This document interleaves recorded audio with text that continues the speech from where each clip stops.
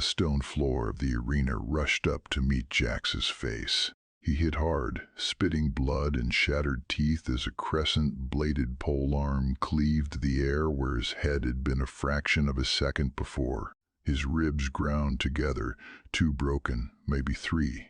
His lungs burned.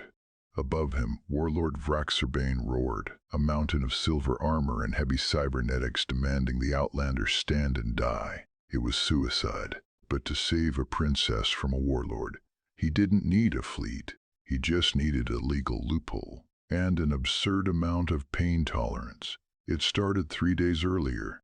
Corporal Jax Thorne had one job on Aethelgard Secundus: keep envoy Mira Vance breathing while humanity tried to secure a seat at the galactic table. The Sylvani Empire was hosting a royal wedding, a union of powerful bloodlines, a celebration of the monarchy. Jax hated the stiff dress uniform. He hated the spotless floors. But mostly, he hated the banquet. That was where he saw them. Vraxurbane, a warlord who moved with the heavy, mechanical grace of a born killer, and Princess Alara.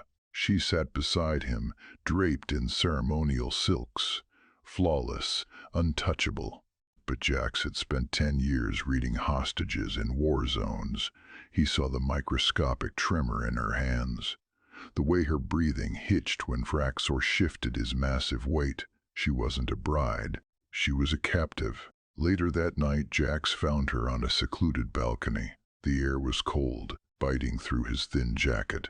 She was staring out at the capital city, looking entirely too small for the weight of an empire. In my world, when something traps us, we break the trap, Jax had said, stepping out of the alcove. Alara hadn't looked at him right away. On Aethelgard, the trap is made of law and blood. It does not break. Then you find a door. There is no door for me, human.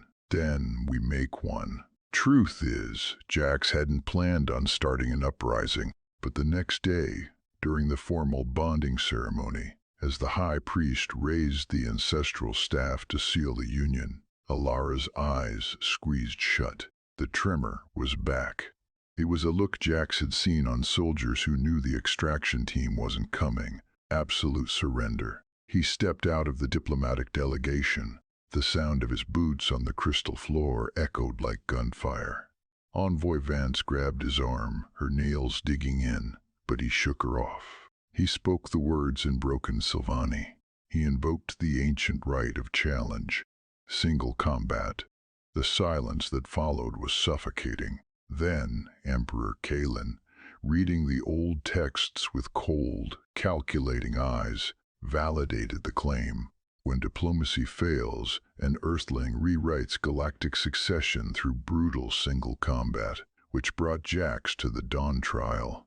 He had stood before the heavy armory, ignoring the massive swords designed for giants. Instead, he chose a short combat dagger and a length of flexible binding cord. A low-ranking human guard crashes an alien royal wedding with a pocket knife and a piece of string. The Sylvani nobles had laughed. They weren't laughing now. Jax rolled away as Vraxor's polearm shattered another slab of arena stone. Dust choked the air. His thigh burned where a glancing blow had laid the muscle open. He was outmatched in reach and raw power. But an underdog soldier turns a ceremonial alien blood rite into a fight for survival and a throne by doing the one thing giants never expect. He watched the feat. Every time Vraxor lunged, the warlord's left heel lifted, shifting his center of gravity too far forward. A tiny flaw, a fatal one. Jax wiped the blood from his eyes, gripping his dagger, and waited for the next swing. Vraxor charged. The massive left heel lifted. Jax didn't retreat. He stepped directly into the warlord's guard. The polearm slashed down. Jax whipped the braided cord, catching the weapon's shaft just below the blade. He didn't pull back. He pulled down, dragging Vraxor's own momentum forward. The giant stumbled.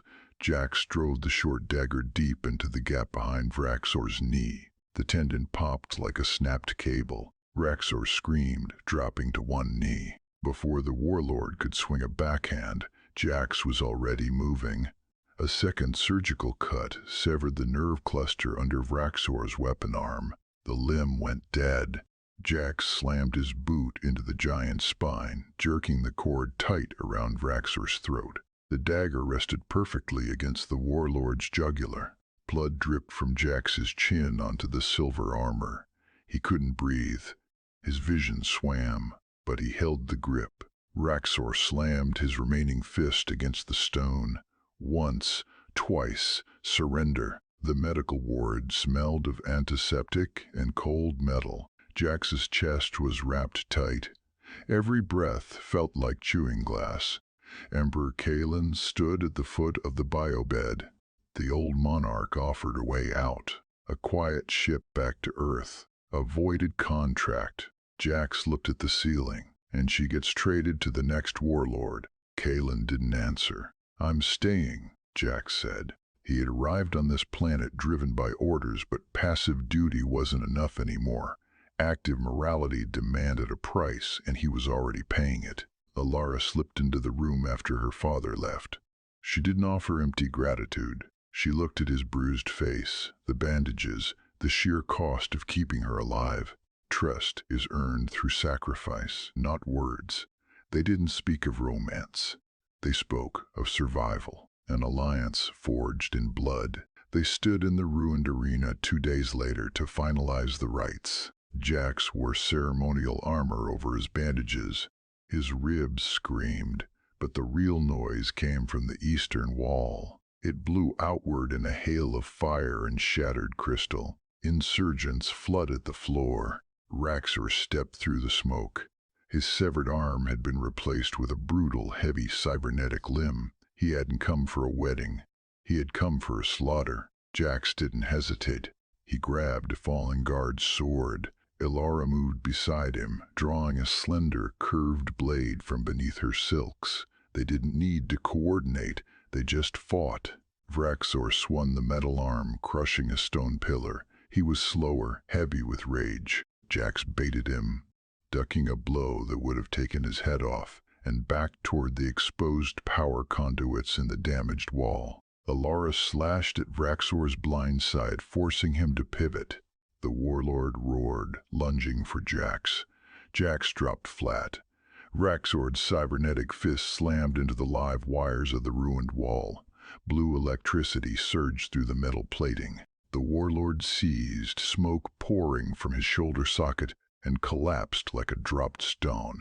The fighting stopped. The surviving insurgents dropped their weapons. Jax stood up, leaning heavily on his sword. Alara wiped silver blood from her cheek. Emperor Kalen walked slowly through the wreckage, stepping over the bodies of traitors. He didn't call for a priest. He looked at the human, then at his daughter, and raised a hand. He sealed the marriage himself, right there in the dust.